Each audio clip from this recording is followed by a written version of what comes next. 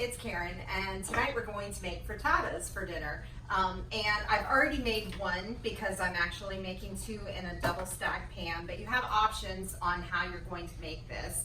And so you can use your springform pan or any kind of pan that will fit down inside your Instant Pot. But I have this double stacked Food Network pan, and so I'm making two. And your first step, that one's already done. So I'm just going to show you this one. Your first step is to grease the inside of your pan. I'm using organic coconut oil, and so I've greased that. Then your next step is to put your heavy ingredients in first. And so what I did was dice one tomato, and I've divided it between the two pans. And then I had a bunch of spinach, meaning like a big handful. I rinsed it and then I chopped it using my Pampered Chef choppers there. And so they're little small pieces. And so I'm sprinkling the second half of that into this pan. And total, I scrambled 12 eggs, so 6 went into that, and the other 6 are going into this. And because that's a lighter ingredient, it's going on top. And then I shredded 1 cup of Parmesan cheese, and I want that on top. Even though it's a heavier ingredient, I kind of want it to mix all the way through. So this is about a half a cup, maybe a little bit more.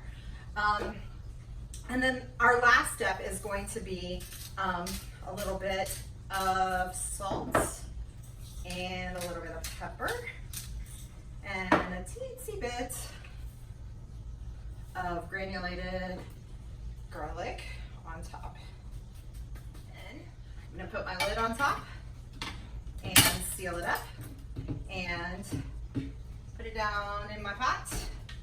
So this one has little handles for when you open it back up, you can use a pot holder to get it out. Then you need 1 cup of water.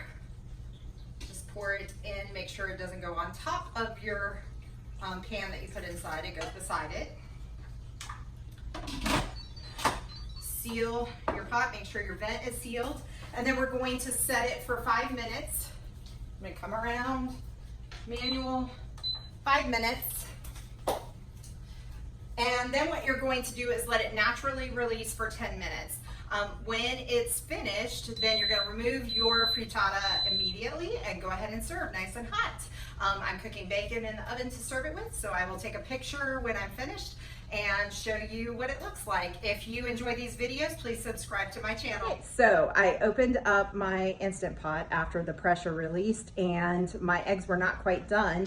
And I think that is because I doubled the recipe and used the double stack pans. So I'm going to put it back in for an additional 3 minutes. And I think that if you used less eggs and a single pan, you would be fine with the 5 minutes.